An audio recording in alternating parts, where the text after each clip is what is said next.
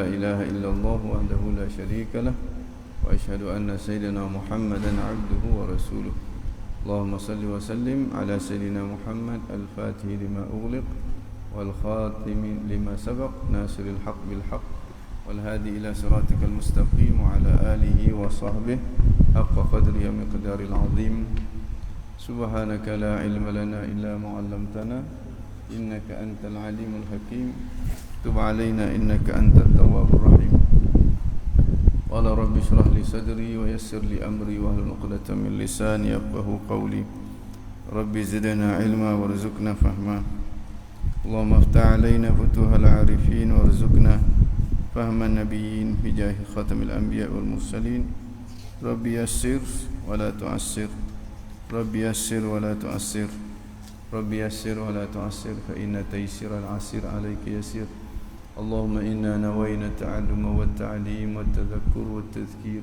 والنفع والانتفاع والإفادة والاستفادة والحث على التمسك بكتاب الله سنة رسوله والدعاء إلى الهدى والدلالة على الخير ابتغاء وجه الله مرضاته وثوابه سبحانه وتعالى.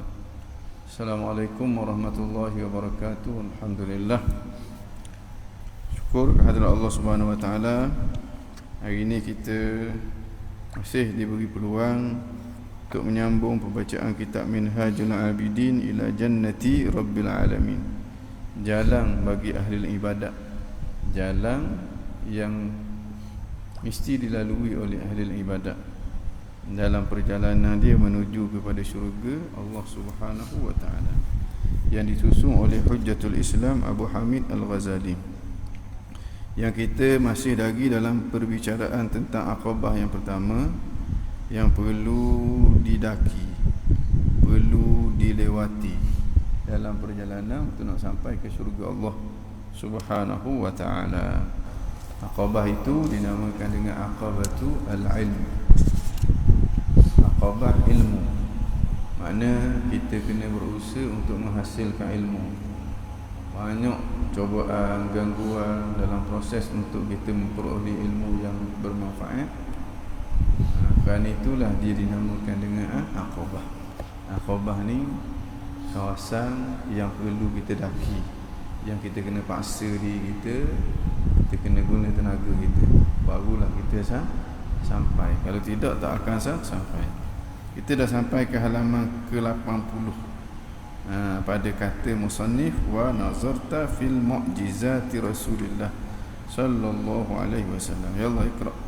Bismillahirrahmanirrahim. Alhamdulillahirabbil alamin wassalatu wassalamu ala asyrafil anbiya'i wal mursalin wa ala alihi wa sahbihi ajma'in. Qala asy-syekh al-muallif rahimahullahu ta'ala wa nafa'ana Allahu bihi wa bi 'ulumihi wa bi 'ulumikum fid darain amin ya rabbal alamin. ونظرت في معجزات الرسول صلى الله عليه وسلم وأعلام نبوته فعلمت أنه رسول الله صلى الله عليه وسلم وأمينه على وحيه وما كان السلف يعتقدونه من أن الله تعالى يرى في الآخرة لأنه موجود وليس في جهة محدودة وهو غير محدود. طيب، فتح الله لك وجزاكم الله خير الجزاء. قال المؤلف رحمه الله ونفعنا به بعلومه في الدارين آمين يا رب العالمين. ونظرت في معجزات الرسول, dan engkau meneliti, engkau memerhati kepada mukjizat Rasul, mukjizat Nabi sallallahu alaihi wasallam, wa a'lam nubuwatihi, dan tanda-tanda kenabian dia. Tanda-tanda kenabian dia banyaklah. Antaranya mukjizat. Mukjizat tu adalah a'lam nubuwati. Antaranya sebutan mengenai dia dalam kitab-kitab yang terdahulu. Antaranya Nabi tak pernah berdosa. Antaranya sifat-sifat terpuji yang ada pada dia. Tu semuanya a'lam nubuwatihi. Dan sebahagiannya adalah mukjizat. Bila kita perhati betul-betul kepada mukjizat baginda Nabi, kita akan dapati bahawa ianya sesuatu yang di luar daripada kemampuan manusia, dan bahawa Nabi sallallahu alaihi wasallam disokong oleh Tuhan. Maknanya dia mengaku dia jadi Nabi dan dia boleh buat perkara yang luar biasa. yang tidak mampu ditandingi, tidak mampu dibuat oleh makna-makna manusia. Dengan makna dia disokong, dia diperbenarkan oleh Tuhan. Fa'alimta, maka kamu dapat yakin. Bila kita renung kepada mukjizat, renung kepada tanda-tanda kenabian yang ada pada baginda Nabi, maka kita akan yakin annahu Rasulullah, dia adalah Rasulullah yang diutuskan oleh Allah Subhanahu Wa Taala kepada kita. Wa aminuhu ala wahyihi, amin bermakna ma'mun, yang diberi amanah untuk bawa wahyu dia, untuk sampaikan kepada kita. Dan kita akan dapat tahu juga wa ma kana salaf ya'taqiduna, kita akan dapat tahu apa yang diiktikadkan oleh generasi salaf.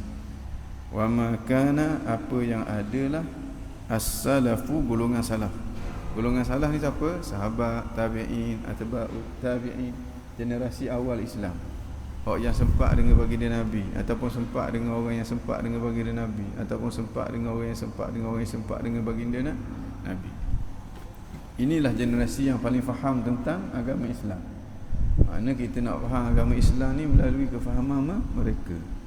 Kalau sahabat, dia dilatih sendiri oleh baginda Nabi, dia tengok wahyu tu dia boleh faham kata-kata Nabi tu dengan kefahaman yang betul. Kemudian mereka yang sempat dengan sahabat, yang belajar dengan sahabat, kemudian mereka yang sempat dengan para sahabat. Ini 3 generasi pertama yang berkat, yang mana agama kita kena ikut cara mereka faham, kena ikut kefahaman mereka, ikut cara mereka faham. Sebab apa? Sebab kalau kita lari daripada kefahaman mereka tu, jadi ahli bid'ah. Ahli sunnah golongan yang ikut fahaman salaf, golongan yang ikut fahaman sahabat, tabi'in, atba'ut tabi'in. Dan generasi yang menyambung fahaman salaf itu secara sambung menyambung hinggalah ke zaman kita sekarang, itu ahli sunnah. Kalau gelecoh sikit, dia akan jadi ahli bid'ah. Ahli bid'ah sebab apa? Sebab apa yang mereka bawa, amalan ataupun pegangan yang bercanggah dengan amalan dan pegangan golongan salaf. Bila canggah itu dinamakan dengan ahli bid'ah. Jadi bila timbulnya Imam Abu Hasan Asy'ari, Abu Mansur Maturidi, golongan yang mendokong fahaman salaf, itulah dia Al-Asy'ariyah dan juga Al-Maturidiyah, orang yang paling menonjol pada waktu itu. Ada lagi golongan lain yang bukan Asy'ariyah Maturidiyah tapi ikut fahaman salaf, maka dia juga adalah ahlu sunnah. Bila kita cek, fahaman mereka tu tak beza dengan fahaman yang dibawa oleh Al-Asy'ariyah dan juga Al-Maturidiyah. Macam Al-Quran lah.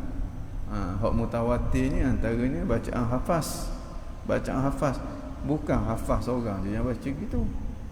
Orang yang hidup zaman dia tu kadang-kadang tak jumpa dengan dia pun, tapi bacaan sama je dengan bacaan hafaz. Sebab apa? Sebab ini diambil daripada baginda Nabi. Tapi kerana kewibawaan Imam Hafaz itu, ketokohan dia, maka bacaan jenis gitu disandarkan kepada Imam Hafaz. Begitulah juga akidah Al-Asy'ariyah Maturidiyah, kerana ketokohan Imam Abu Hasan Al-Asy'ari dan Imam Abu Mansur Maturidi, maka akidah yang pattern gitu disandarkan kepada Abu Hasan Asy'ari dan juga Abu Mansur Maturidi. Bukan dia saja je bawa gitu, tidak. Dan dia tak pernah buat apa-apa pembaharuan dari sudut akidah. Dia ambil generasi yang lepas lama, kemudian dia pertahankan akidah tadi, ataupun dia memperincikan akidah itu supaya menjadi semakin jelas. Kerana itulah akidah itu disandarkan kepada dia. Wa ma kana, maka kamu akan dapat tahu, fa'alimta wa alimta ma kana as-salafu ya'taqidunahu, kamu akan dapat yakin, kamu akan dapat tahu dengan jelas apakah yang dipegang oleh generasi salaf. Min antara generasi salaf dia pegang apa? Annallaha ta'ala yura fil akhirah, Allah itu boleh dilihat di akhirat. Ini generasi salaf pegang gitu. Generasi salaf ambil daripada siapa tu? Ambil daripada kefahaman yang tepat daripada baginda Rasulullah. Boleh melihat Allah di akhirat. Dan kita wajib i'tikad boleh melihat Allah di akhirat. Sebab apa? Li'annahu mawjud, kerana Allah Subhanahu wa taala itu ada. Bila setiap benda yang ada dia boleh dilihat. Kullu mawjudin yasihhu an yura. Setiap benda yang ada maka dia boleh dilihat. Kita nampak ke tak nampak itu kelemahan kita, kekurangan kita. Tapi dia boleh dilihat. Mana kalau Tuhan bagi kekuatan untuk kita melihat, kita boleh tengok. Lain dengan benda tak ada. Benda tak ada bagilah kekuatan setara mana, dia tak akan nampak. Kalau nampak juga sahlah hatu, bukan benda. Apa ni? Lembu dalam masjid ni. Cuba tengok. Ada ke tak? Kalau orang kata ada kok, memang masalah betul tu. Maknanya dia telah dipengaruhi oleh jin. Dia tengok lembu di alam jin. Baik. Allah Subhanahu wa taala ada. Bila ada, yasihu an yura, boleh tengok. Dah, kalau gitu boleh tengok, mestilah Tuhan duduk depan kita. Tak mesti. Mestilah Tuhan tu ada jarak antara kita dengan dia. Tak mesti. Mestilah Tuhan tu ada warna. Tak mesti. Sebab penglihatan kita, dia tak ubah apa-apa. Penglihatan kita dia hanya nampak, dia tidak mau ubahkan sesuatu. Kalau sesuatu tu masa kita kejam mata, warna dia hitam, buka mata warna hitam juga. Dia tak akan jadi warna hijau, warna kuning. Sebab nampak, dia tidak berubah apa-apa. Nampak hanyalah nampak. Sebelum kita tengok, dia tidak bertempat, dia tidak berjiring, dia tidak berjising, dia tidak berwarna, dia tidak berbentuk. Masa kita tengok pun begitulah dia. Sebab penglihatan tak ubah apa-apa. Dah dia boleh tengok ke tak dalam keadaan dia bukan jising, bukan berbentuk, bukan, boleh tengok. Sebab apa dia boleh tengok? Sebab dia ada. Kullu mawjudin yasihu ayyura. Setiap benda yang ada boleh itu fahaman ahli sunnah. Makna kita kata kita boleh tengok Tuhan dalam syurga, bukan Tuhan ada dalam syurga, tak. Bukan Tuhan duduk dalam syurga, tak. Kita duduk dalam syurga. Dah nampak guana, tak ada guana-guana. Nampak ke tak? Nampak. Nampak apa? Nampak Tuhan yang laisa kamislihi syai' wa huwa samiul basir. Tuhan boleh buat apa yang dia nak buat. Tuhan boleh buat pada mata kita tu nampak dia. Sebab mata kita tu adalah mungkinat. Mata kita tu adalah makhluk yang tak terlepas daripada ta'alluq kudrat dan juga iradah. Bukan tengok Tuhan, setengah ulama kata bukan tengok dengan mata pun. Setengah ulama kata tengok dengan muka. Sebab dalam Quran Tuhan kata wujuhun yauma idzin nadhirah. Muka yang memandang kepada Tuhan pada hari itu. Wujuhun yauma idzin nadhirah. Pada hari itu muka orang ahli-ahli syurga berseri-seri. Ila rabbiha nadhirah, melihat kepada wajah tu Tuhan mereka. Setengah ulama kata bukan setakat muka, seluruh tubuh tengok Tuhan. Boleh ke tak? Boleh. Seperti mana Tuhan menjadikan mata tu boleh melihat, maka Tuhan juga boleh jadikan muka tu untuk melihat. Boleh jadikan tubuh untuk melihat. Tak kira lah apa yang tengok, yang nyatanya Tuhan khabar, kita boleh tengok dia. Maka ahli sunnah wal jamaah dia i'tiqad, dia sipu kemah-kemah. Dia tak cuba canggah apa yang Tuhan khabar. Beza dengan Mu'tazilah, dia buat bijak dia. Mana boleh, kalau Tuhan boleh dilihat, mesti Tuhan duduk depan kita, mesti Tuhan tu tokoh, mesti Tuhan tu berjising. Ini mustahil belaka ni. Jadi bijak dia dah pula daripada Tuhan. Buat ni ahli sunnah, salaf, golongan salaf, Allah kata dia boleh tengok. Boleh tengok tu bukan suatu benda yang mustahil. Tidak menjadikan Tuhan tu berjising. Sebab kita kata kita tengok Tuhan sebagaimana dia. Dia bukan jising, maka kita tengok pun bukan jising. Dia tidak ada jarak, tengok pun tak berjarak. Dia tak ada arah, tengok pun tak arah. Sebab tengok tidak merubah apa-apa. Tengok hanyalah nampak. Kita masih tak nampak lembu, kejam mata. Bila kita buka mata nampak lembu, adakah lembu tu jadi helikopter? Tak. Lembu tu jadi lembu juga. Sebab tengok dia tidak merubah apa-apa. Baik. Mudah je cara kefahaman ahlu sunnah. Walaysa fi jihatin mahdudah, dan Allah tidak berada pada jihah yang tertentu. Jihah depan kita, jihah kiri kita, jihah atas kita. Tapi setengah daripada sahabat-sahabat Wahabi kita, dia kata tengok Allah daripada pihak atas. Sebab dia kata Tuhan tu bersifat dengan atas. Tu dia reka. Dia ambil daripada mana tu? Dia ambil daripada jaibihi, daripada dalam kocek dia sendiri. Tak ada nah dalil Quran tak ada khabar gitu, hadis tak ada khabar gitu, sahabat generasi salah pun tak kata gitu. Tiba-tiba dia buat bijak. Tu orang panggil bid'ah tu. Bid'ah ni benda baru yang bercanggah dengan apa yang dibawa oleh Rasulullah sallallahu alaihi wasallam. Dah tengok ke atas canggah apa? Bila tengok ke atas menunjukkan dia tu juga memenuhi ruang. Tengok kanan, ada kiri, ada atas, ada bawah, makna dia juga memenuhi ruang. Secara tak langsung kita dah kata Tuhan tu jirim ataupun jising. Walaupun dia tak kata Tuhan tu jirim jising. Ini akal ni, Tuhan bagi akal kita ni. Kalau turun mesti ke mana? Mesti ke bawah. Oh, saya tak kata ke bawah. Saya kata turun tu ke atas, kata mu gila dah. Bila sebut turun mesti ke bawah. Bila ada pihak begitu mesti sesuatu yang memenuhi ruang, sesuatu yang bertempat. Mesti ada jarak. Bila ada jarak antara kita dengan dia, bila ada ruang yang dia penuhi, itu orang panggil jirim. Allah Subhanahu Wa Taala bagi tahu dia bukan jirim. Di mana? Tuhan kata laisa kamislihi syai'. Tidak ada sesuatu pun yang sama dengan dia. Akal kita boleh sampai makhluk Tuhan ni ada dua je. Satu namanya jirim, satu namanya sifat bagi jirim yang diistilahkan dengan a'rab. Tuhan tak sama dengan makhluk, maksud dia Tuhan bukan jirim, Tuhan bukan a'rab. Selesai selalu dah. Faham tak? Dah Tuhan gua ni tak ada guna-guna. Dah nak cerita gua ni tentang Tuhan, cerita macam ke dia cerita? Dia tak cerita dia ada tempat, dia ada pihak, dia tak cerita. Yang dia cerita, dia laisa kamitslihi syai' wa huwa samiu al-basir. Okey. Wa huwa ghairu mahdud, dan dia Allah Subhanahu Wa Taala tidak terbatas. Dia tidak berada pada satu arah yang terbatas. Makna dia ada di sebelah kanan kita, sebelah kiri kita, sebelah atas kita, sebelah bawah kita, tak ada. Dan dia sendiri tidak mahdud, tidak terbatas. Dengan makna tak ada kanan dia, tak ada kiri dia, tak ada atas dia, tak ada bawah dia, tak ada depan dia, tak ada belakang dia. Sebab dia bukan jirim. Jirim tu adalah makhluk bagi dia. Dah mana nak faham? Tak perlu faham.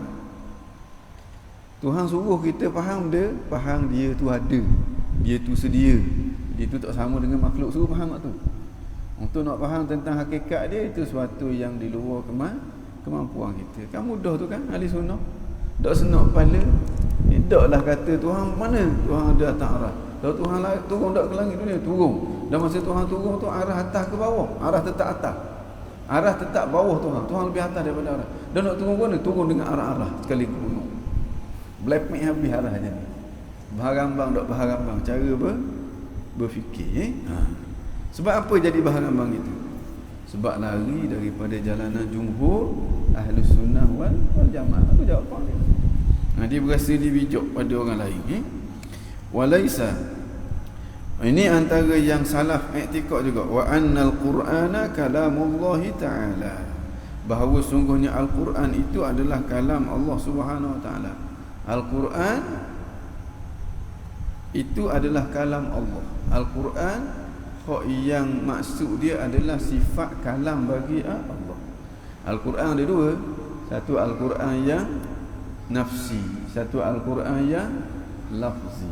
Al-Quran yang nafsi itulah sifat kalam bagi Allah. Al-Quran yang lafzi itulah Al-Quran yang kita boleh baca, yang terdiri daripada huruf dan juga suara. Yang ditulis Yang ditulis itu sebenarnya dia menjelaskan, dia menunjukkan kepada sifat kalam Allah Subhanahu Wa Taala yang bukan huruf, bukan suara. Api boleh tulis tak api? Api boleh tulis tak? Boleh. Tulis di kertas alif pe ya api. Itu api betul ke tu? Bukan. Itu tulisan api. Itu orang panggil api lafzi. Tengok ni. Api lafzi. Ada hak api hak sungguh ti. Hak yang ditunjuk oleh alif pe ya tu. Alif pe ya tu ditunjuk mana? Ditunjuk kepada api sungguh ti. Hak api sungguh ti tu kalau jatuh atas kertas terbakar habis kertas. Hak ni kalau jatuh atas lidah kita Kalau jatuh atas lidah lembu, dia jadi macam gegoreng selalu dah. Perah asam lima agak sedap dah atuk makan lepas pada tu. Begitulah juga dengan kalam Allah. Kalam Allah itu sifat Allah yang sedia. Dengan dialah Allah menyuruh, dengan dialah Allah melarang, dengan dialah Allah memanggil, dengan dialah Allah memberitahu. Ini. Kemudian sebahagian daripada yang ditunjuk oleh kalam Allah yang sedia itu dirakam dalam Al-Quran, dirakam dalam Zabur, Injil dan juga Taurat. Dengan erti kata lain, Zabur, Injil dan Taurat dia menunjuk kepada sifat kalam Allah Subhanahu wa taala. Dengan Zabur, Taurat, Injil tu kita boleh tahu apa yang Allah suruh, apa yang Allah larang, apa yang Allah khabar, apa yang Allah Subhanahu wa taala panggil. Boleh tak Allah nak suruh kita tanpa huruf tu, tanpa suara tu, lebih pada boleh lagi. Allah nak larang kita tanpa huruf, tanpa suara, lebih pada boleh lagi. Tapi sunnatullah untuk kita ni, kita kena baca ayat-ayat Al-Quran. Baca ayat itu sebenarnya dinamakan dengan kalam lafzi. Kalam lafzi ni kalam yang terdiri daripada lafaz, susunan lafaz dan juga perkataan. Bila kalam lafzi, tulisan tu dakwah tu Cina yang buat, kertas tu Cina juga yang buat, susung pula tulisan tu Yayasan Terengganu yang cetak, baca pula kita yang baca. Ni tapi dia tetap menunjuk kepada sifat kalam Tuhan yang sedia. Jadi bila sebut kalam Allah dia ada dua. Bila sebut Quran dia ada dua makna. Satu merujuk kepada lafaz kalau kita baca tu, satu merujuk kepada sifat kalam Allah. Tapi kebiasaannya bila disebut Al-Quran dia merujuk kepada lafaz yang kita baca. Begitu juga dengan kalamullah. Bila sebut kalamullah merujuk kepada dua juga. Satu sifat kalam Allah, satu lafaz yang kita baca. Cuma beza dia dengan Quran. Kalau Quran kebiasaannya digunakan untuk lafaz yang kita baca. Kalau kalam biasanya untuk merujuk kepada sifat kalam yang ada di sisi Allah Subhanahu wa taala. Itu Al-Asy'ariyah tu nak memudahkan kita faham, dia bahagikan kalam tu kepada dua. Satunya kalam lafzi, satu lagi kalam nafsi. Kalam lafzi tu yang kita baca tu, ada mula tu. Nak kata tak ada mula ke Bismillahirrahmanirrahim, nak kata tak ada mula ke? Kalau dia kata tak ada mula juga tu masalah lah. Dari sudut mula-mula sekali tu, kemudian sin, kemudian mim, kemudian alif lam he, kemudian berhenti dengan nun, ar-rahim berhenti dengan mim. Nak kata tak ada mula ke mana gitu? Hak yang tak ada mula yang ulama bahas ni hak mana? Iaitulah sifat kalam Allah. Hak Nabi Musa dengar. Nabi Musa dengar tu tak ada mula, tak ada akhir. Pendengaran Nabi Musa ada mula, ada akhir. Nabi Musa dia dengar sesuatu yang tidak ada awal, tidak ada akhir. Tapi pendengaran dia ada awal, ada akhir. Mana? Tuhan buka hijab sekejap. Buka hijab. Tuhan bagi kekuatan dia dengar, maka dia boleh dengar. Kemudian Tuhan tutup pula hijab tu. Tuhan tarik semula kekuatan tu, maka dia tidak mendengar. Jadi pendengaran dia ada awal, ada akhir. Tapi yang dia dengar tidak ada awal, tidak ada akhir. Makna hak yang dia dengar tu kalau nak ditakbirkan dalam bahasa Arab, bunyi dia ikhla'na alaik innaka bil wadil muqaddas tuwa. Nak takbir dalam bahasa Arab, wa ma tilka biyaminika ya Musa. Nak takbir dengan bahasa Arab, innani anallah fa'budni. Nak takbir dengan bahasa Arab. Nak takbir dalam bahasa Melayu, buang selipar, kamu berada di wadi muqaddas. Apakah yang ada di tangan kananmu itu wahai Musa? Sesungguhnya akulah Allah, sembahlah aku. Nak tubik dalam bahasa orang putih, ikut bahasa orang putih. Bahasa orang asli, ikut bahasa orang asli. Yang dia dengar adalah kalam Allah Subhanahu wa ta'ala. Yang Nabi Musa dengar kalam itu tidak ada awal, tidak ada akhir. Tapi pendengaran Nabi Musa ada awal, ada akhir. Bila dibawa dalam bentuk bahasa, sebab makna kita tak boleh sampai makna dialek gitu. Makna kita nak sampaikan kepada orang sama ada dengan bahasa, sama ada dengan isyarat. Mak nak pergi mana? Nak pergi ni. Boleh faham. Ataupun kamu nak ke mana? Dengan guna barulah sampai. Allah Subhanahu Wa Taala tak perlu kepada isyarat, tak perlu kepada bahasa. Dia boleh menyampaikan makna tu bila dia berkata-kata. Dia berkata-kata bukan pok-pek dengan menggunakan huruf dan juga suara. Tidak. Dah guna Allahu alam. Beramal sungguh-sungguh biar boleh masuk syurga. Nah syurga Allah Subhanahu Wa Taala akan memperdengarkan kepada kita kalam dia, akan memperlihatkan kepada kita zat dia. Jadi kalau rasa nak dengar kalam Allah, nak tengok zat Allah, beramal sungguh-sungguh seberapa yang kita mampu. Masa belajar ikhlaskan niat. Jangan belajar kerana benda. Kerana habuan-habuan duniawi. Kayak gini dunia tu akan mari. Kalau kita belajar dengan ikhlas, dunia tu akan mari. Tapi kalau kita belajar dengan ikhlas kerana kita nak ke dia, tak semestinya dia kita dah dapat. Hak paling jelasnya kita dapat kemukaan daripada tu Tuhan. Baik. Dia kata gitu. Wa annal Qur'ana kalamullah Subhanahu Wa Taala. Sungguhnya Al-Quran ni orang salah i'tikad ni. Quran itu adalah kalam Allah, ghairu makhluk. Makna Quran sini dengan makna sifat kalam Allah. Hak tu ghair makhluk, hak tu bukan makhluk sebab dia sifat daripada sifat-sifat Allah. Walaysa bihurufin muqatta'ah. Dan kalam Allah tu bukan huruf yang muqatta'ah, yang terkerak-kerak. Bismillahirrahmanirrahim. Itu huruf yang terkerak-kerak. Maknanya Imam Ghazali maksudkan dengan Al-Quran yang bukan makhluk, bukan lafaz tu. Dan dimaksudkan dengan apa? Tak lain tak bukan sifat kalam Allah. Ini kata-kata ulama salah. Dia kata Al-Quran kalamullah, bukan Al-Quran lafaz yang awak baca. Al-Quran kalamullah, ghair makhluk. Itu yang bukan makhluk. Bukan Al-Quran lafaz yang awak baca tu, itu bukan makhluk. Tak ada seorang orang salah kata gitu. Seluruh kata-kata ulama salah dalam hal ini, dia akan kata Al-Quran kalamullah. Al-Quran hak mana? Al-Quran ada dua makna. Satu dengan makna sifat kalam, satu dengan makna lafaz yang dibaca. Al-Quran kalamullah, hak tu ghair makhluk. Itu bukan makhluk. Al-Quran dengan makna lafaz tu, hak ni tak seharusnya juga kita kata dia tu makhluk. Tak seharusnya. Kecuali fi maqami at-ta'lim, di tempat belajar, supaya kedudukan dia tak jatuh pada dalam hati orang awam, orang yang tak belajar. Bila sebut ni lafaz ni bukan sifat kalam Allah ni, dia akan jadi rasa tidak hormat. Bila tak hormat tu takut dia buat lebih kurang. Ni bukan kalam Tuhan. Dia kata gitu. Sedangkan itu memang datang daripada Tuhan, juga dinamakan dengan kalam Tuhan. Akhir sekali dia terperangkap dalam perkara yang mudaratkan dia. Kerana itulah para ulama kita berhati-hati dalam nak mengungkapkan Al-Quran, sekalipun dengan makna lafaz itu, nak kata itu adalah makhluk. Jangan kita kata babi lah. Babi tu Tuhan cipta juga tu, makhluk Tuhan juga tu. Orang tak cakap gitu. Orang panggil kurang hajar cakap gitu.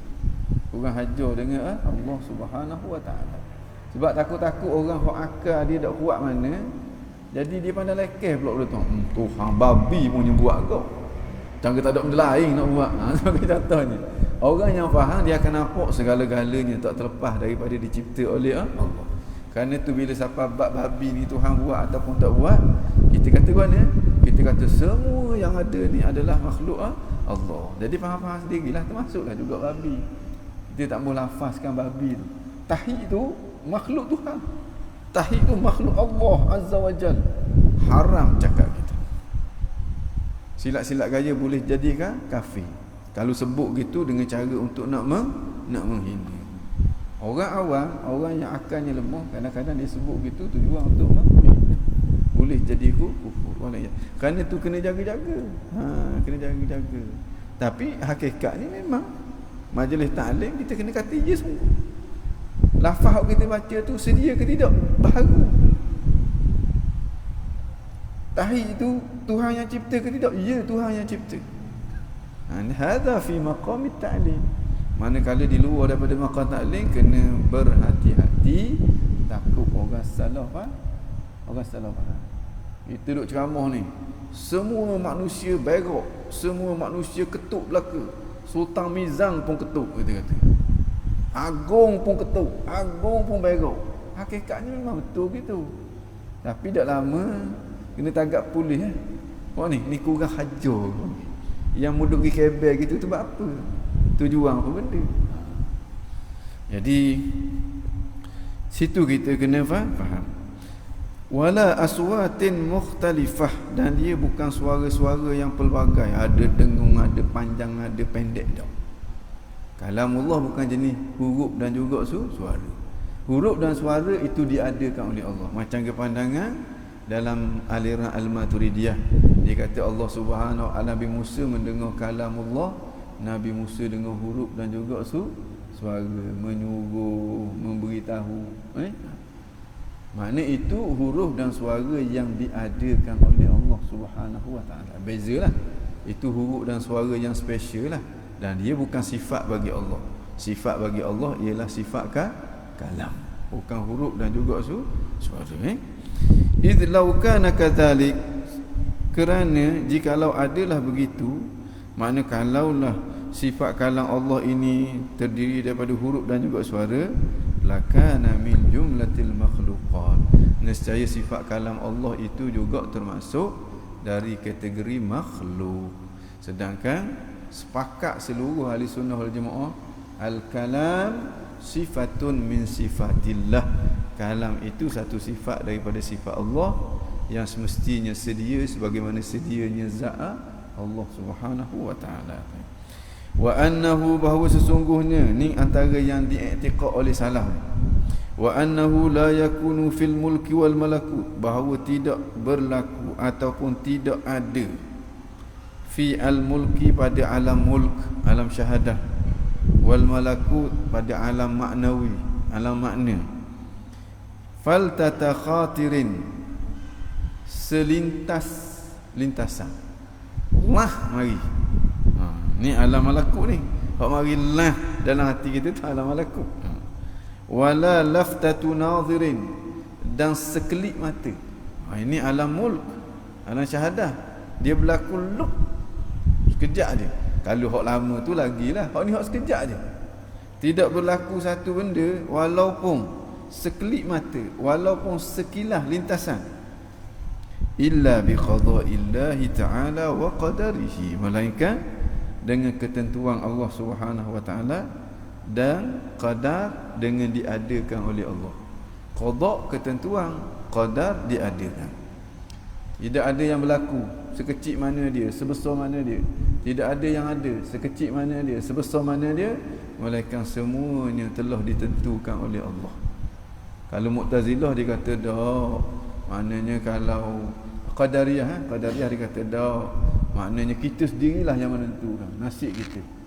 Tidak ada ketentuan Allah Subhanahu wa taala. Hadza kafirun, ini jatuh kepada kufur, sebab dia menafikan iradah Allah Subhanahu wa taala secara mutlak. Okey.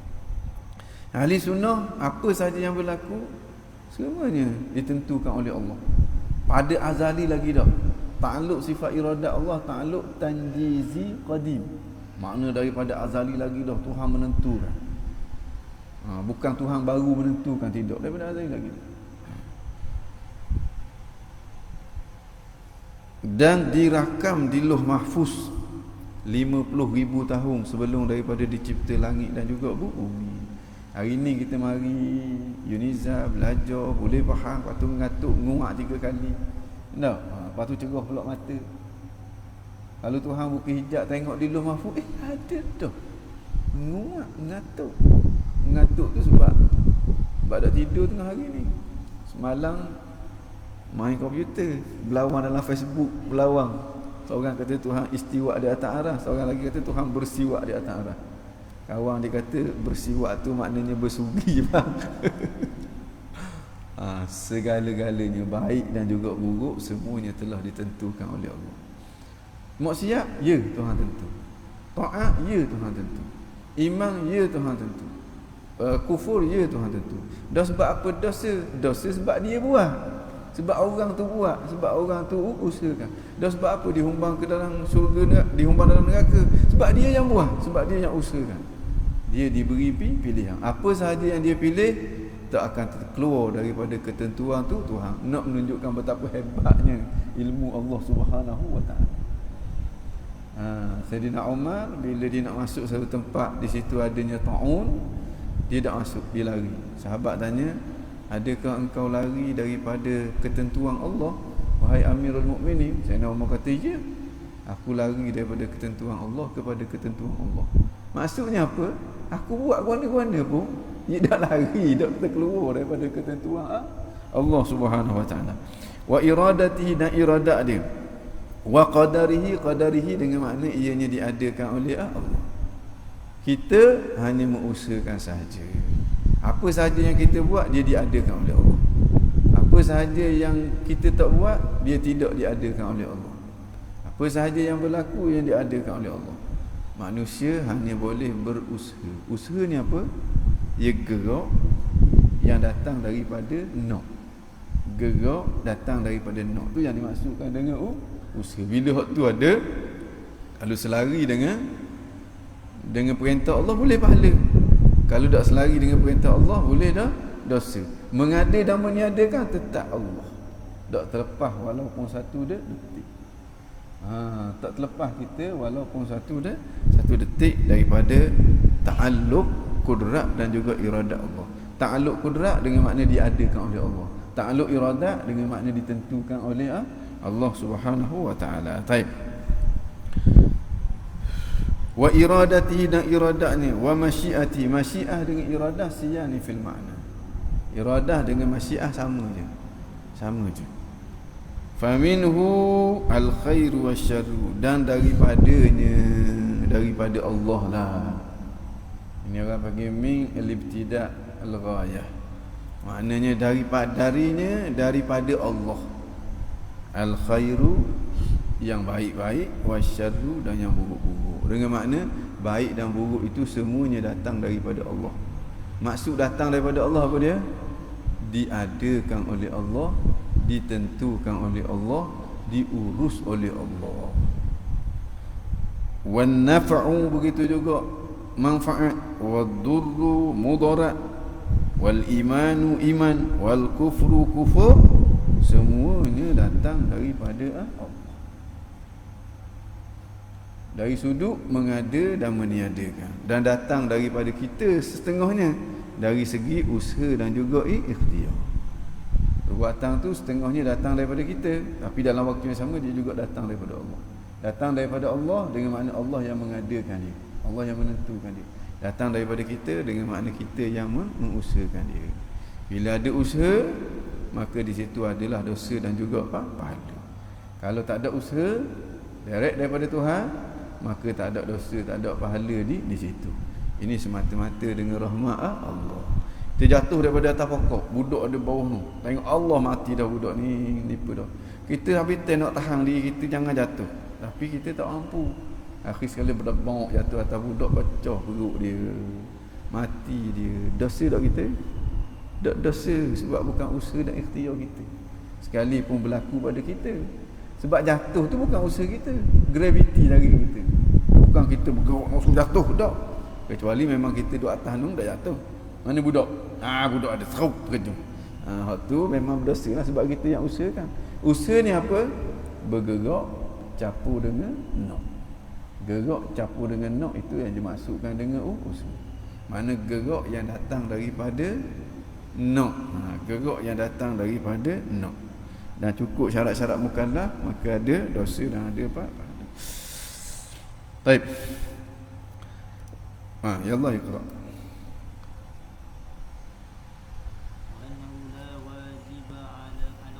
Azza wa jalla li ahadin min khalqi. Ni i'tiqad orang salah ni. La wajiba, tidak ada yang wajib ala Allah, ke atas Allah.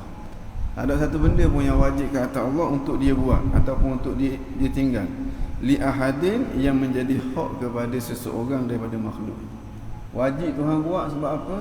Sebab itu menjadi hak kepada makhluk dah. Wajib Tuhan masukkan orang yang taat ke dalam syurga. Sebab apa? Sebab masuk dalam syurga tu hak kepada orang yang melakukan dah. Tak ada hak apa pun kita di hadapan Tuhan. Kita boleh buat ibadat tu anugerah Tuhan dah. Tak mewajibkan dia untuk nak meletakkan, beri balasan baik kepada kita. Tapi dia beri juga, wajib kita kena etikad dia beri. Itu semata-mata dengan anugerah dia. Bukan dia terpaksa, dan bukan kita berhak dapat apa-apa. Tengok dia kata Allah, ke atas Allah, li ahadin, bagi seseorang. Ke atas Allah, wajib ke atas Allah, bagi seseorang itu ada hak yang kena Allah Subhanahu Wa Taala tu tunaikan ada. Itu akidah ahli sunnah. Kerana tu ahli sunnah bila dia berjaya melakukan ibadat, dia takut ibadat itu Tuhan tak terima. Sebab boleh je Tuhan tak terima, sempurna macam mana pun tak ada masalah. Hak dia. Dia harap supaya Tuhan terima. Dia bukan macam Mu'tazilah. Buat je ibadat pada benda dah kita jadi ahli syurga. Dia berasa dia berhak mendapat sesuatu. Kita belajar tasawuf, bila kita rasa kita berhak dapat sesuatu, itu petanda ibadat kita tu bukan ibadat. Petanda ibadat kita tu tak jadi ibadat. Maknanya kita ujub dengan diri kita sendiri. Bila ujub, ibadat tu tak jadi ibadat. Okey, mana? Ya Allah. Man athabahu fabi fadlihi wa man aqabahu fabi adli. Sesiapa yang Allah isabah akan dia, Allah bagi pahala kepada dia, bagi ganjaran baik kepada dia, fabi fadlihi, maka dengan semata-mata anugerah daripada Allah. Bukan Allah wajib, dan bukan orang tu berhak dah dapat. Sesiapa yang aqabahu, yang Allah kenakan hukuman kepada dia, fabi adli, semata-mata dengan keadilan Allah. Tuhan janji dah, membuat gini, aku kenakan gini. Buat juga, boleh nyok sungguh. Makna dengan keadilan Allah Subhanahu Wa Taala. Jadi antara para awliya illah, dia harap sangat-sangat Allah layang dia dengan al-fadli, layang dia dengan kefadilan, dan dia minta berlindung Tuhan layang dia dengan keadilan. Sebab kalau layang dengan keadilan, walik-walik jatuh dalam api ni neraka lah. Waliyadzubillah. Wa ma warada ala lisani sahibi syar'i. Sahibi syar'i maknanya baginda Rasulullah sallallahu alaihi wasallam. Apa sahaja yang datang daripada baginda Nabi, sama ada Al-Quran ataupun As-Sunnah. Salawatullahi alaihi wa salamuhu min hadhihi jumlah du'aiyah, salawatullah wa salamu alaihi, jumlah musta'radah, min umuril akhirah, apa yang datang tu daripada urusan-urusan akhirat. Kal hashri wan nashri. Hashri maknanya dihalau ke padang mahsyar, ataupun dikumpul di padang mahsyar, itu hashri. Nabi kabur, kita semua nanti akan dihalau kepada mahsyar. Kita akan berjalan menuju kepada mahsyar. Kita akan dikumpulkan di padang mahsyar. An-nasri makna bangkit daripada kubur. Kita semua nanti akan dibangkit daripada kubur. Nabi kabur tu. Ya Allah. Wa azabil qabri. Azab kubur, Nabi kabur juga. Wa su'ali munkarin wa nakirin. Soal munkar dan nakir, inilah yang dinamakan dengan fitnatul qabri, fitnah kubur. Itu soal munkar dan juga nakir. Wa mizanis wa mizan, alat penimbang. Di sana ada timbangan amalan. Nabi kabur. Orang yang berat timbangan amalan dia akan jadi ahli syurga. Orang yang ringan timbangan amalan dia akan jadi ahli neraka. Dan besarnya alat penimbang tu, dia punya daun dia tu, kalau 7 petala langit, 7 petala bumi diletak dalam dia, masih lagi muat. Besar sangat-sangat.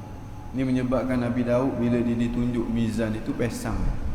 Kejut dia kata, ya Rabb, wahai Tuhan, kalau beginilah besarnya neraca ni, siapakah orang yang boleh memenuhkan neraca ini dengan amalan baik dia? Balik awal belakalah kita.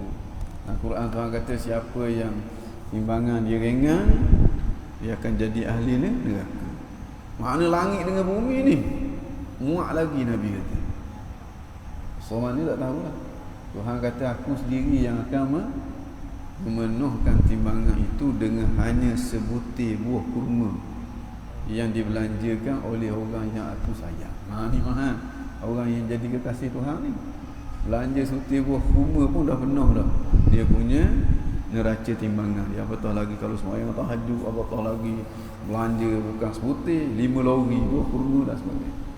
Jadi masa kita hidup ni kita kena berusaha untuk jadi orang yang Tuhan sayang. Mana? Yang wajib jangan tinggal, kalau tinggal cepat-cepat kita qada. Yang haram jangan buat, kalau buat cepat-cepat kita taubat. Perbanyakkan yang sunat, kurangkan yang makruh. Tukar yang harus menjadi sunat ataupun wajib dengan niat-niat yang baik. Jogging petang-petang harus je tak boleh pahala sekeping tu. Walaupun peluh decing tu tak boleh pahala sekeping. Tapi niat nak jaga kesihatan sebab nak ibadah, boleh pahala satu. Niat nak jaga kesihatan. Kayak pergi kalau ada orang minta tolong, aku nak tolong dengan kekuatan yang kuat. Ada niat nak berjihad pada jalan Allah. Andai kata kalau ada seruan jihad, kita nak pergi perang, nak pergi duduk, boleh pahala. Berkelung boleh pahala dengan niat-niat yang baik. Para awliya illah, apa sahaja dia buat, dia akan selitkan dengan niat-niat yang baik, niat yang baik. Maka banyaklah orang kata amalan yang dibuat. Ta'allah. Was-sirati. As-sirat dengan makna titiang yang dibentang di atas neraka Jahannam. Belum masuk syurga lalu ikut sirat dulu. Dalam satu riwayat dia kata dia menaik selama 1000 tahun, mendata 1000 tahun, menurun 1000 tahun. Di bawah adalah neraka Jahannam. Lebih halus daripada mata, lebih malu daripada rambut, lebih tajam daripada mata pedang. Makna kalau begitu kita lalu jatuh lemoklah dalam api neraka. Makna itu antara sifat sirat yang akan ditemui oleh orang-orang yang celaka, orang-orang yang akan jadi ahli neraka. Bagi orang mukmin mengikut keadaan masing-masing. Ada orang sejauh mata memandang, ada orang yang perjalanan dia laju macam ke kilat, ada orang perjalanan dia laju macam ke kuda, ada yang laju macam orang berlari, ada orang yang ngesok, ada orang yang merangkak, ada yang jalan dengan muka pun ada. Itu semuanya di kalangan orang yang akan jatuh ke dalam api ni. Orang mukmin laju dia jalan, seumpama burung, seumpama kuda, seumpama kilat. Itu perjalanan orang. Laju dan lambatnya seseorang di atas sirat bergantung kepada laju dan lambatnya seseorang itu melaksanakan perintah Allah, meninggalkan larangan Allah masa duduk atas muka dunia. Mana dia kata? Fahadhihi usulun darajat salafu radhiyallahu anhum ala i'tiqadiha wa tamassuki biha. Inilah dasar-dasar, sebahagian daripada dasar-dasar. Daraja aisara, daraja dengan makna sara, yang dilalui oleh generasi salaf, sahabat tabi'in ala i'tiqadiha, atas i'tiqadnya. Mana inilah yang dipegang oleh generasi salaf. Wat tamassuk, tamassuk dengan i'tiqad ni samalah. Makna yang dipegang dengan wa waqa'a 'alaiha al-ijma'u qabla tanawwu'il bid'i wa zuhuril ahwa'i. Wa waqa'a 'alaiha, dan telah berlakulah ke atasnya, ke atas usul ini, ke atas beberapa dasar ini, al-ijma', oleh ijma' di kalangan generasi salaf.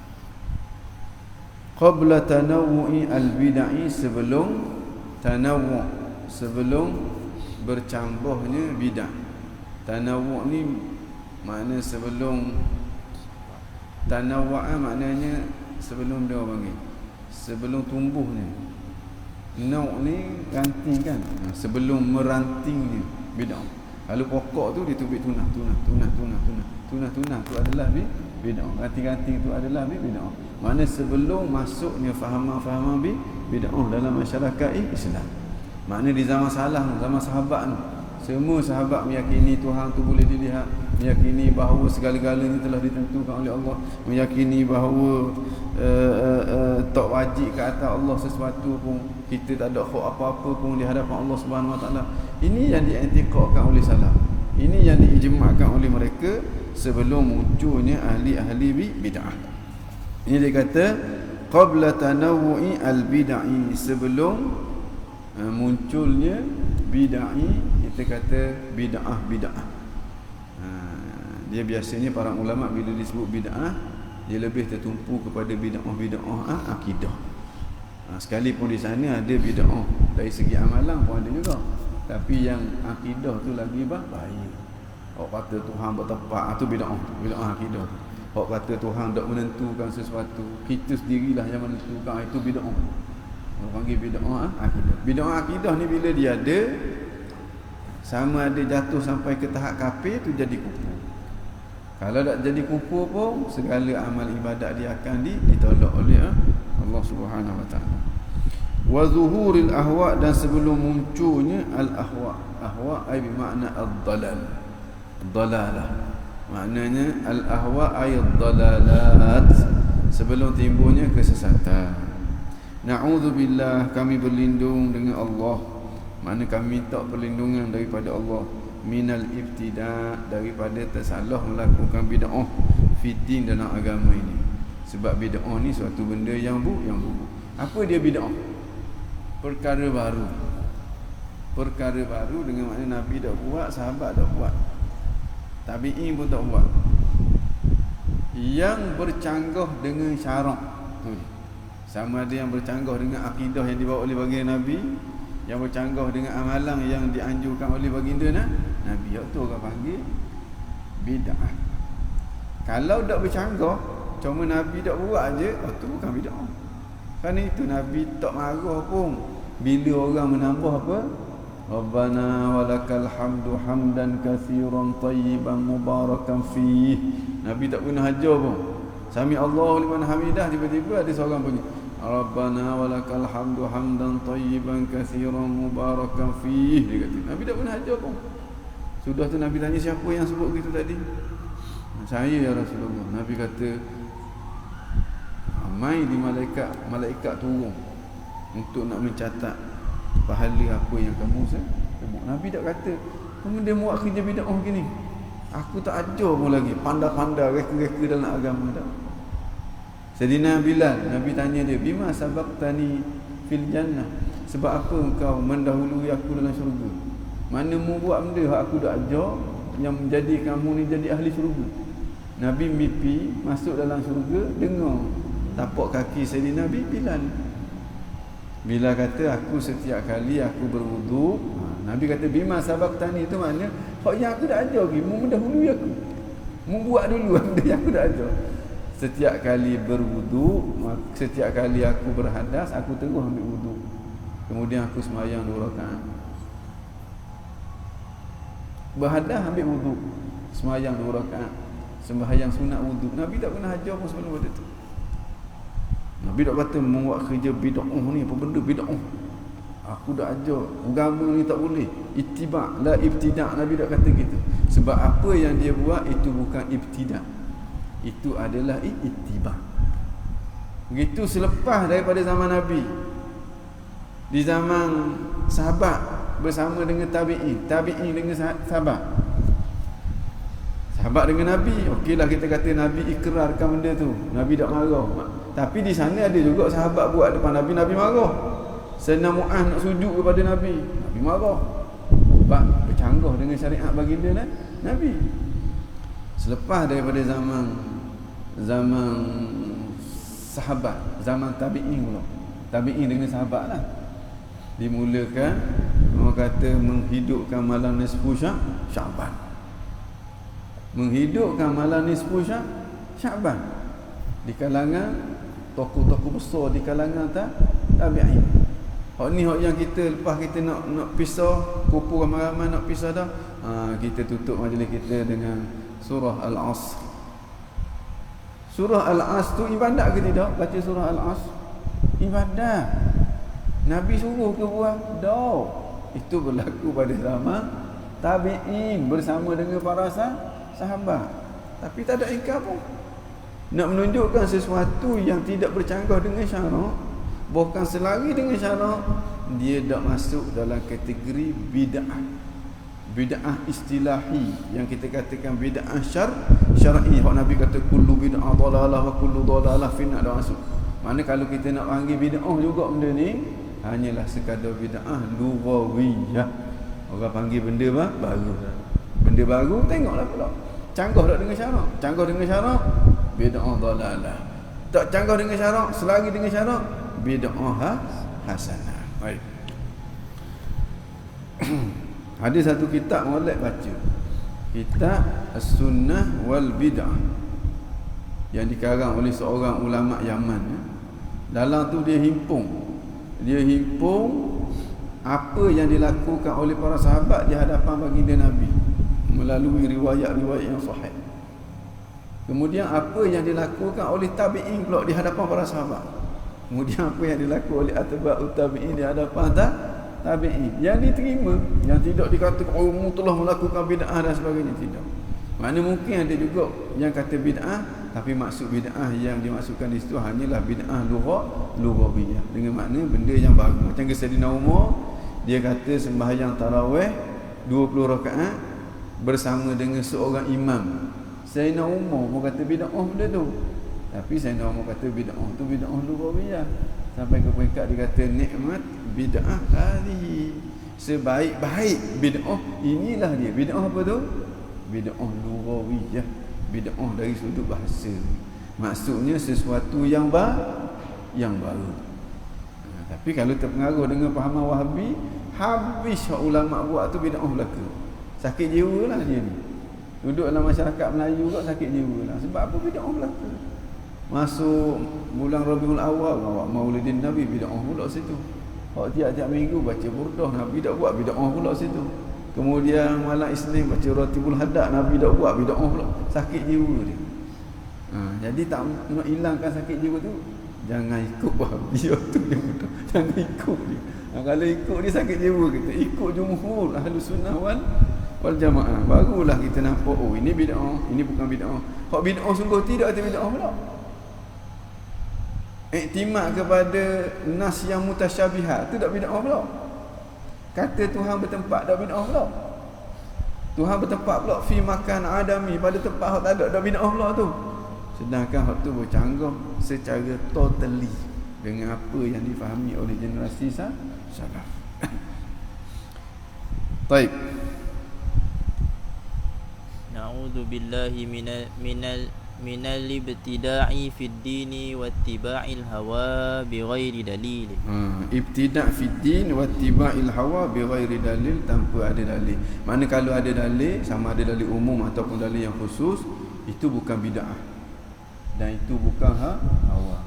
Bahkan itu adalah syariat yang ditinggalkan oleh baginda Nabi. Baik. ثم نظرت في أعمال القلب والمواجب الباطنة. Mawajib dengan makna perkara-perkara yang wajib kita laksanakan, dan dia adalah perkara wajib yang batin, yang menjadi amalan hati. Summa nazarta fi a'malil qalbi, kemudian kamu merhati kepada amalan-amalan hati pula. Wal mawajib al batinah, dan antara amalan hati itu perkara-perkara yang wajib yang dilakukan dalam hati. Wal manahi, dan juga perkara-perkara yang haram, yang dilarang. Yang mana larangan dalaman, larangan pada perbuatan hati. Hati kita Tuhan suruh kita sabar. Tu suruh hang tu. Tuhan suruh kita ikhlas, itu mawajib tu. Tuhan suruh kita ikhlas, Tuhan suruh kita sabar, Tuhan suruh kita tawakal. Sabar, ikhlas, tawakal tu amalan hati, orang panggil amalan batin. Dalam waktu yang sama Tuhan larang kita takabur, Tuhan larang kita ujub, Tuhan larang kita idlal, Tuhan larang kita buruk sangka kepada orang. Makna ujub, takabur, riya, idlal, buruk sangka, hasad, itu semuanya adalah manahi, amalan-amalan hati yang dilarang. Allati ta'ti fi hadzal kitab, yang akan datang dalam kitab ini. Liyahsula laka ilmuhu, supaya terhasillah bagi kamu akan ilmunya. Ilmu tentang apa? Tentang amalan-amalan hati yang disuruh, yang dilarang. Yang disuruh tu untuk kita usahakan, yang dilarang tu untuk kita tinggalkan. Summa ta'rifu jumlata ma tahbih. Tu bahagian tasawuf. Bahagian tasawuf, hak wajib kita kena tahu apa dia? Mawajib dengan manahi. Amal. Hak amalan zahir, hak yang wajib kita tahu apa dia? Amalan-amalan yang wajib dengan amalan-amalan yang haram. Itu wajib kita kena tahu. Amalan wajib bagaimana laksanakan amalan wajib tu? Mana kalau hak sunat, kalau kita tak tahu tak dosa. Tapi tak boleh pahala lah. Kita buat benda sunat ikut-ikut orang. Dosa ke tak? Tak dosa. Boleh pahala ke tak? Tak boleh pahala. Sebab dalam Quran Tuhan kata hal yastawil ladzina ya'lamuna wal ladzina la ya'lamun. Adakah sama orang yang tahu dengan orang tak tahu? Semestinya tak sama. Orang yang tahu dia boleh pahala, orang yang tak tahu dia tak boleh apa. Tinggal benda makruh kita tengok. Kalau kita tahu benda tu makruh kita tinggal kerana melaksanakan perintah Allah boleh pahala. Tapi kalau kita tinggal orang lain dak isap okok belaka, kita dak isap agak isap ni marah dia orang pula. Tak. Maka tak boleh pahala sekepeng. Jadi ini pentingnya ilmu. Kalau hak wajib kita tak tahu tak sah ibadat kita. Kalau rukun, contoh rukun sembahyang. Kita kata sunat je. Baca Fatihah tu boleh tak kalau kita tak baca? Baik boleh je, tak ada masalah. Dah rokok, kalau tak rokok, baik kalau malas tak payah rokok dia. Rajin-rajin relax-relax rokok. Tak sah daripada awal dah dia sembahyang. Tak sah daripada awal dia sembahyang. Kalau yang sunat pula, kalau dia tak tahu, maka pahalanya tak boleh. Jadi, macam mana nak suruh amalan kita sah? Kena tahu. Kena tahu rukun-rukun dia apa, perkara yang membatalkan dia apa. Hak rukun-rukun tu kita boleh pasti ini rukun. Jangan salah kata ini sunat ataupun ini harus je. Maka ibadat kita tu tidak sah. Begitu juga hak batin. Kena tahu hak ni dilarang. Hak ni disuruh. Maknanya kalau hak batin ni, hak tasawuf ni belajar kitab Penawar Bagi Hati selesai. Mana? Kalau hak fiqh pula, belajar kitab Nailur Raja'at selesai. Ataupun belajar kitab syarah kepada Mata Abi Syuja', tu selesai. Hak bahagian sembahyang, taharah, sembahyang, puasa, zakat kalau kita ada harta. Kecuali zakat fitrah lah. Haji kalau kita ada kemampuan. Kalau tak ada kemampuan tak wajib belajar haji.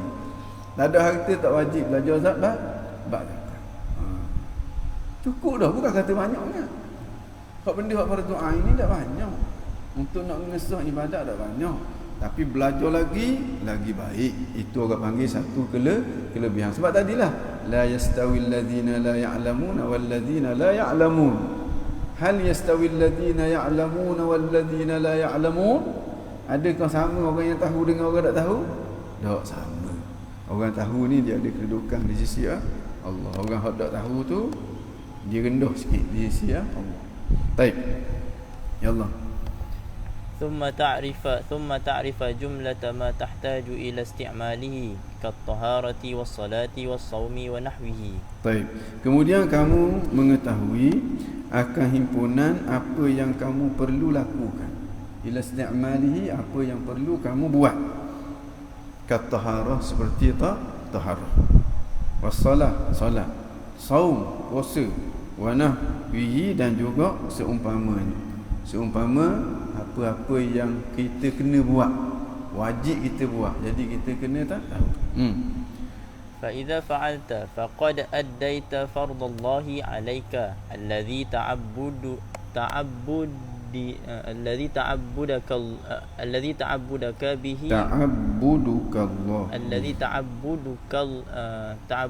به في باب العلم. Okey. Faqad dikata fa iza fa'alta, bila mu buat dah benda ni, maknanya mu belajar. Mu belajar dah tentang taharah, tentang solat, tentang puasa, tentang hak mu wajib kena buat. Faqad adaita fardallah, sesungguhnya engkau telah menunaikan kewajipan daripada Allah alaika, ke atas kamu. Sebab hak wajibnya mu buat. Jadi mu tak mungkin boleh buat kecuali mu kena ada ilmu. Jadi wajiblah mu belajar sekadar mu mampu untuk buat. Allazi ta'abbuduka, yang mengabdikan diri oleh kamu akan Allah, bihi dengannya, sekadar tu. Sekadar mu boleh buat ibadat kepada Allah. Fi babil ilmi, pada bab ilmu. Makna pada bab ilmu, kalau mu belajar setakat tu, bererti mu telah melaksanakan kefarduan yang Allah fardukan ke atasmu untuk kamu tu tunaikan. Walaqad sirta min ulama'i ummati Muhammadin sallallahu bahkan kamu telah menjadi daripada kalangan ulama orang yang tahu, orang yang ada ilmu tu. Ummati Muhammadin, umat kepada Nabi Muhammad. Jadi di kalangan ulama tu. Ulama ni dengan mana orang yang tahu benda hak dia buat. Tu makna orang yang ada ilmu. Mungkin tak samalah dengan ulama hak ilmu dia banyak tu tak samalah. Tapi boleh masuk dah. Masuk kategori dah. Dengan makna bila mu beramal, amalanmu jadi.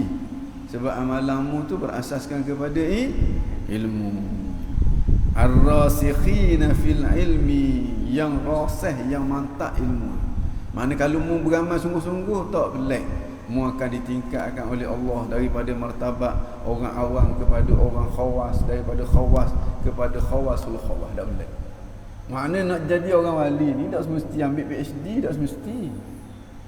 Hak fardu ain tu lepas, hak ibadat kita boleh ngesah zahir dengan batin. Beramal sungguh-sungguh dekat Allah. Daripada ilmu yaqin naik kepada ainul yaqin, naik kepada hakul yaqin. Daripada orang awam naik kepada orang khawas, naik kepada orang khawasul khawas. Kalau kita ada PhD, ada profesor pun kalau tak beramal, tak degi. Duduk di tahap orang awam tu. Itu sebab perangai dia macam orang awam. Orang awam baloh sebab bola, dia baloh juga sebab bola. Orang awam siang malam pagi petang duk cakap hamil cedih, dia pun hamil cedih juga. Dia tak ada beza. Orang awam baloh dengan jiran, dia baloh juga dengan jiran. Jadi tak ada beza, tak ada beza. Sebab apa? Sebab dia duduk di tahap orang awam, duduk di tahap orang awam. Tapi kalau kita belajar ilmu fardu ain ni, belajar sungguh-sungguh, faham sungguh-sungguh, sehingga kita mampu melaksanakan ibadat, dia akan berlaku peningkatan kedudukan kita di sisi itu, Tuhan. Akhir sekali kita menjadi orang yang rasikh fi ilmi. Orang yang rasikh fi ilmi tak semestinya maklumat dia banyak, tapi ilmu dia banyak. Bukan kata maklumat dia banyak. Kadang-kadang maklumat dia dengan orang PhD tu banyak. Orang PhD dia tu, orang PhD tu sombong dengan PhD dia tu. Dia berasa ke dia seorang jadi PhD. Kenapa? Tapi dari segi kemantapan ilmu tu, ilmu ni bila dia masuk dalam hati kita, dia cahaya, dia memandu kehidupan kita. Bila dia masuk dalam hati kita, dia disertai dengan rasa takut. Bila rasa takut ada, automatik akan ada dia rasa harap. Automatik dia akan nampak betapa tidak bernilainya dunia, betapa hebatnya negeri akhirat. Hati dia akan cenderung ke negeri akhirat. Dalam hati dia ingatan hanya kepada Allah, hanya kepada Rasulullah. Itu orang panggil apa yang akan dibawa oleh ilmu. Bukan dengan ilmu tu menyebabkan kita sekejap-sekejap ajak orang tu debat, ajak orang ni debat. Itu hanyalah kulit ilmu yang namanya laqlaqatul lisan. Tu tak ada benda tu. Tu orang kafir kadang-kadang banyak ada kita lagi. Baca tak kitab Al-Islam Haqiqah wa Syariah gitu tajuk dia, yang ditulis oleh siapa? Orientalis tulis. Kalau baca dalam tu siap dengan makom, dia cerita makom sobo, makom ni tak tahu. Tapi dia tu kafir, wala'iyadzubillah, tak ada benda pun. Makna maklumat siapa-siapa boleh pergi, yang mana rajin boleh. Tapi peningkatan kedudukan di situ situ.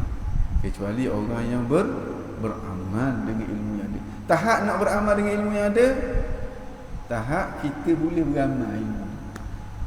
Tahap tu kalau kita beramal, dia akan berlaku peningkatan. Baik, ya Allah. In amilta bi'ilmika. Jika engkau beramal dengan ilmu kamu, boleh jadi dah. Boleh jadi di kalangan ulama, boleh jadi di kalangan ar-rasikhina fil ilmi. Wa aqbalta ala imarati ma'adika. Ma'adika, tempat kembali kamu, iaitulah di negeri akhirat. Kalau kamu menumpu, kamu berusaha bersungguh-sungguh untuk mengimarahkan, untuk membangunkan akan akhirat kamu. Bila ilmu tu dah ada, kemudian mu bersungguh-sungguh untuk nak membangunkan akhirat kamu. Mana mu boleh jadi ulama dah, mu boleh jadi orang yang rasikhin fil ilmu dah. Ya Allah. Wa kunta 'abdan 'aliman 'amilan lillahi ta'ala 'ala basiratin ghaira jahilin. Maka kamu jadi wa kunta, dan kamu adalah 'abdan, seorang hamba. Hamba ni hamba yang Tuhan ngaku hamba ni. Tuhan kata fadkhuli fi ibadi, masuklah di kalangan hamba. Fadkhul. 'Aliman, orang yang alim. Maknanya mu tahu apa benda mu nak buat. 'Amilan, orang yang beramal. Lillah, kerana Allah. 'Ala basirah, dalam keadaan mata hatimu je cerdas. Mu tahu apa benda yang mu buat. Bukan dalam keadaan meraba-raba. Kalau tak ada ilmu hak fardu ain ni, kita ibadat meraba-raba. Semayang kita bahang-rambang. Kadang-kadang kita niat bagus, nak tegur tak iman salah, kita subhanallah. Tak iman dak buat layang subhanallah. Tak iman subhanallah. Tak iman dak lagi. Salah tak iman tu batal habis semayang. Apa ni? Niat bagus. Ataupun subhanallah dak niat zikir, niat semata-mata nak tegur tak imam, batal mula-mula ada semayang. Dalam keadaan dia tidak sedar. Walaupun niat dia molek, dia hadapan Tuhan, dak niat saya molek Tuhan je. Tuhan bagi umur ke mu lagu mana ni? Siapa tak tahu benda hak basic pun mudah tak tahu. Kalau benda hak dak basic, itu bab lain lah. Ni benda hak fardu ain, hak yang sepatutnya kita kena tahu. Mana kalau kita nak tegur tak imam, kita kena tahu bagaimana cara tegur tak imam. Kalau kita tak tegur tak imam, tak apalah, tak tahu bagaimana cara nak tegur tak imam. Ya Allah. Wala muqallidin wala ghafilin. Kamu bukan lagi menjadi orang yang muqallid dalam bab akidah lah. Kalau kita nampak lah Allah tu alim, Allah tu qadir, Allah. Wala ghafilin, bukan di kalangan orang yang lalai, sebab mu tahu hatimu telah terhias dengan sifat-sifat yang baik. Mana bila belajar ilmu tasawuf, kita tak jadi orang lalai. Kalau kita beramal lah, dia belajar tentang haramnya takabur, dia berusaha buang takabur daripada hati, sehingga nyahnya sifat takabur, timbullah sifat tawaduk, riak, sehingga hilangnya riak, maka timbullah ikhlas. Jadi ni hati-hati orang yang tidak lalai. Hati orang yang lalai mana? Bila semayang nak menunjuk ke orang, lalai daripada Tuhan. Sekarang dia nampak orang je, Tuhan dia tidak nampak. Hati yang lalai. Tapi orang yang ikhlas, dia buat satu benda, Allahu Akbar, ingat selalu dah, ya Allah aku buat ni kerana-Mu, ya Allah, bukan kerana orang lain. Lalai dah hati tu? Tak lalai. Bila dia belajar tasawuf dan bila dia mengamalkan yang sama. Dia ni muqallid ke tak muqallid? Bila dia belajar akidah dan dia beriktikad dengan akidah yang dia nampak. Dia ni orang yang meraba-raba dalam kegelapan ke? Tidak. Bila dia belajar ilmu fiqh, dia tahu ini sah ataupun ini batal. Ya Allah. Walaka syaraful azimu. Kalau orang yang macam ni, walaupun ilmu dia tak banyak, walaupun dah ambil master, dah ambil PhD, dah, tapi BA kena ambil lah. Sebab itu BA dah lah ni. Jangan berhenti pula BA, berhenti lah. Cukup dengan fardu ain tak boleh lah gitu Walaka syarafu al-azim. Tak wajib ambil BA. BA tu tak wajib. Cuma kita kata dah kita belajar, kita teguh. Alah, dan boleh pahala tak kita ambil BA ni? Boleh pahala tak? Boleh pahala tak? Boleh pahala bila niat kita ikhlas. Boleh pahala tak kalau kita sambung master? Boleh pahala bila niat kita ikhlas. Boleh pahala tak kalau sambung PhD? Lagi banyak pahala kalau niat kita ikhlas. Tapi kalau niat tak ikhlas, belajar taska pun dosa. Sekolah rendah lagi dosa. SPM kau dosa. Mari universiti bertambah-tambahlah dosa ni. Ada setengah ulama Yaman kata, setengah-setengah orang masuk universiti, mula-mula masuk universiti tu dia ada dua sifat. Pertamanya jahil, yang keduanya tawaduk. Dia sedar bahawa dia tu tak betul. Keluar habis universiti, sifat jahil tu masih lagi jahil, tapi tawaduk dah tukar dengan sombong. Masuk jahil dengan tawaduk, keluar sombong dengan jahil. Jahil tu tak lari lagi. Ini orang yang niat dia tidak betul. Niat dia tidak betul. Bila niat dah betul, dia akan bawa masalah. Wal'iyadzubillah. Baik. Wali'ilmika al-qimatul kathiratu. Mana dia kata tadi? Walaka asyarafu al-azim. Bagimu ada kemuliaan yang amat hebat di sisi Allah. Wali'ilmika al-qimatu al-kathiratu. Dan bagi ilmu kamu ada nilai yang cukup banyak, cukup tinggi di sisi Allah. Sebab ilmumu tadi akan membimbingmu yang mana mu akan sampai ke destinasi terakhir. Itulah dia redha Allah, itulah dia syurga Allah. Wasawabul jazil. Dan ilmu kamu tu baginya ada pahala yang amat banyak. Jazil bermakna kathir. Wa kunta qad qata'ta. Dan dengan itu engkau telah mengerat, dengan makna engkau telah melepasi hadhil aqabah, akan aqabah ini. Bila kita mampu beribadat zahir dan juga batin, dan bila kita kenal Tuhan dan juga baginda Rasulullah sallallahu. Tuhan kita, Rasulullah bersuruh Tuhan kita kepada kita. Wa khallaftaha wara'aka. Dan engkau telah meninggalkannya aqabah ilmu itu wara'aka, di belakang kamu. Maksudnya kamu telah melepasi dia. Wa qadaita haqqaha. Dan engkau telah menunaikan haknya, hak aqabah ilmu tu, iaitulah beramal, ikhlas. Tak nak cari habuan dunia. Biiznillah, dengan izin Allah. La biquwatik, bukan dengan kekuatan kamu. Sebab mu tak ada apa-apa kekuatan pun melainkan dengan pertolongan Allah. Wallahu subhanahu wa ta'ala al-mas'ul. Allah lah yang mas'ul. Allah lah yang bertanggungjawab. Allah lah yang berhak an yumiddaka, untuk mengimdadkan kepada kamu, untuk memberi kekuatan kepada kamu, untuk memberi kejayaan kepada kamu. Imdad ni makna beri. Wa iyana, dan juga kepada kami. Bi husni taufiqihi, dengan taufik dia yang baik. Wa taisirihi, taisir dengan dipermudahkan oleh dia. Taisirihi, taisirillah, dengan dipermudahkan oleh Allah. Innahu arhamur rahimin. Dialah yang paling belas, yang paling kesian. Ar-rahimin, di kalangan orang-orang yang kesian. Seseorang kesian kepada seseorang tahap mana? Tahap A+. Allah lebih daripada itu. Cuma kita je betul nak lawan dia. Kita betul nak lawan dia. Sedangkan Allah tu amat belas dia kepada kita. Dia sayang sangat-sangat kepada kita. Wala haula wala quwwata illa billahil aliyil azim. Tidak ada daya, haula, tidak ada daya untuk meninggalkan maksiat.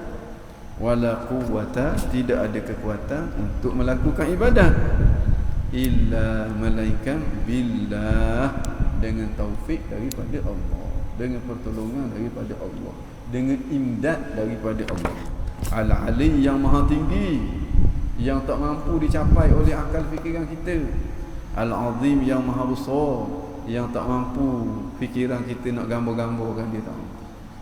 Itulah dia Allah Jalla Jalaluh wa ta'ala fi udah. Al-aqabatus tsaniyah hiya aqabatut taubah. Alhamdulillah, selesai dah perbincangan tentang aqabah ilmu. Jadi kita nampak dah apa yang sepatutnya kita kena dah daki. Bila nampak dah daki sungguh, paksa diri kita untuk nak menguasai ilmu. Paling kurang sekadar boleh mengesahkan amal ibadat kita, hak zahir, hak batin, dan juga ilmu tentang akidah, pegangan kita. Hak lain-lain tu kalau belajar bagus sebagai pelengkap. Satu kelebihan. Bukan jangan belajar hak lain, tidak. Hak ni pun kalau belajar dalam-dalam bagus sebagai pelengkap. Tapi yang lebih utamanya amal daripada ilmu itu, barulah berlaku peningkatan. Kalau belajar semata-mata belajar, dia tidak memberi apa-apa manfaat kepada kita, hanyalah sekadar kita dapat tahu tu tujuan untuk amal. Tahu tu tujuan dia untuk amal. Tahu tu adalah tangga untuk amal. Mudah-mudahan Allah Subhanahu Wa Taala bagi taufik kepada kita untuk beramal dengan apa yang kita tahu. Mudah-mudahan Allah Subhanahu Wa Taala bagi kepada kita ilmu yang bermanfaat dan Allah manfaatkan ilmu-ilmu yang diberikan kepada kita.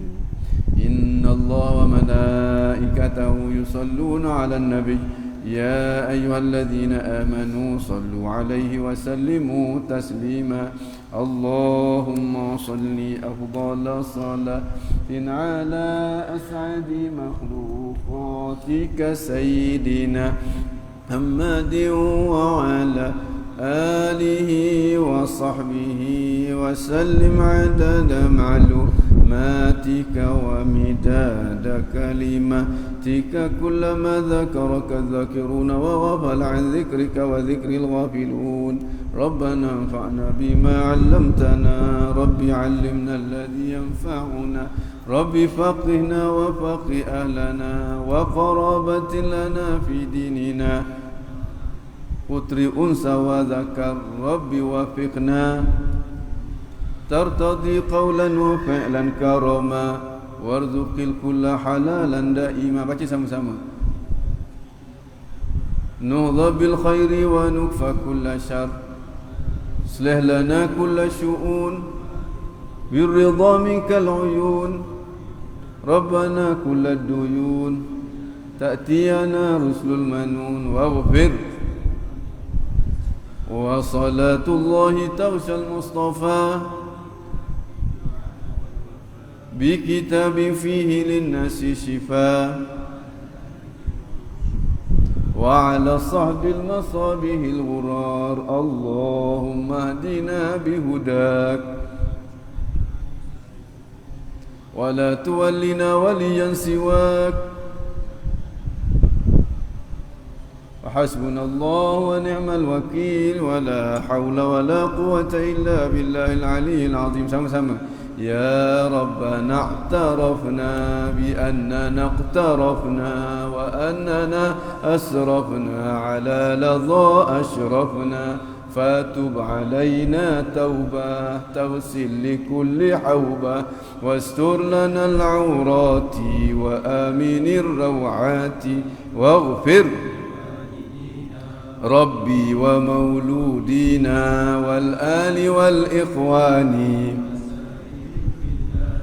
وكل ذي محبة والمسلمين أجمع آمين. ربي اسمع فضلا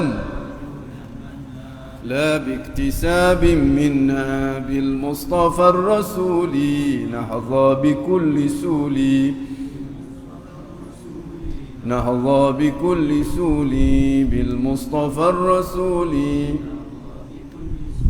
صلى وسلم ربي